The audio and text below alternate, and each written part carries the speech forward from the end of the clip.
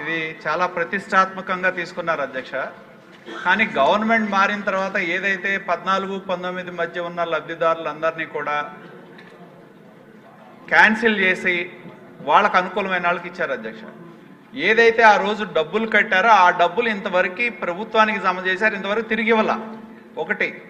రెండోది, ఆ రోజు శాంక్షన్ అయిన ఇళ్ల మీద బ్యాంక్ లోన్స్ అని కొన్ని రైజ్ చేస్తే బ్యాంకులు ఇల్లు లేకపోయినా ఇల్లు శాంక్షన్ అయిన తర్వాత కూడా వాళ్ళ పేర్ల మీద ఇంట్రెస్ట్ రైజ్ అవుతా ఉంది. సార్ ఇవాళైనా సరే ఇప్పుడు నేను మంత్రి గారిని కోరేది ఏంటంటే అక్కడ చేయాల్సిన పనులు ఉన్నాయి. ఆ చేయాల్సిన పనుల్ని ప్రాధాన్యత క్రమంలో పూర్తి చేసి ఎప్పుడు లోపిస్తారో మంత్రి గారిని చెప్పమనండి. రెండు, ఈ లోపు ఏదైతే క్యాన్సిల్ అయిన ఇళ్ళు ఏవైతే ఉన్నాయో వాటికి సంబంధించిన డిపాజిట్లు ఆ రోజు ప్రభుత్వానికి జమ చేశారు అధ్యక్ష. అవి తిరిగి ఇవ్వాలి కదా. వాళ్ళకి 50,000 లక్ష రూపాయలు కట్టారు. వాటి కోసం కనీసం వాళ్ళు కట్టిన డబ్బులు వాళ్ళకి ఇవ్వడానికి దిక్కులేదు అధ్యక్ష. ఆఫీసుల చుట్టూ తిరుగుతున్నారు. ఇల్లు ఎటు ఇవ్వలేకపోతున్నాం. ఇల్లు గత ప్రభుత్వం క్యాన్సిల్ చేసి ఎవడి పేర్ల మీద ఇచ్చేసింది. ఇవాళ ఇల్లు ఇచ్చే అవకాశం లేదు.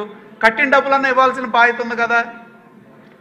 మూడోది అధ్యక్ష, పెండింగ్ ఇళ్ళు ఏవైతే ఉన్నాయో ఇవ్వాల్సిన మిగతా పనులు పూర్తి చేస్తే ఆ రోజు మన కాన్సెప్ట్ ఏంటి అధ్యక్ష, ఇల్లు పూర్తి చేసి కావాల్సిన ఇన్ఫ్రాస్ట్రక్చర్ డెవలప్ చేసి మోడల్ కాలనీల కింద ఆదర్శవంతమైన కాలనీల కింద చెయ్యాలి అని చెప్పి నూతన టెక్నాలజీ తీసుకొచ్చి మనం కట్టాం అధ్యక్ష.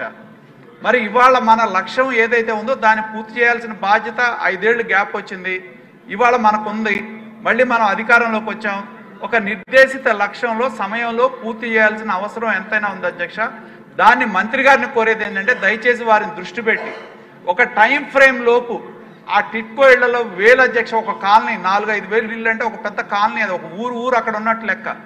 ఇన్ఫ్రాస్ట్రక్చర్ సౌకర్యాలు లేక ప్రజలు ఇబ్బంది. ఇందాక మన బుచ్చన్న గారు చెప్పినట్టు పాములు తిరుగుతున్నాయి, అన్ని తిరుగుతున్నాయి అధ్యక్ష అక్కడ.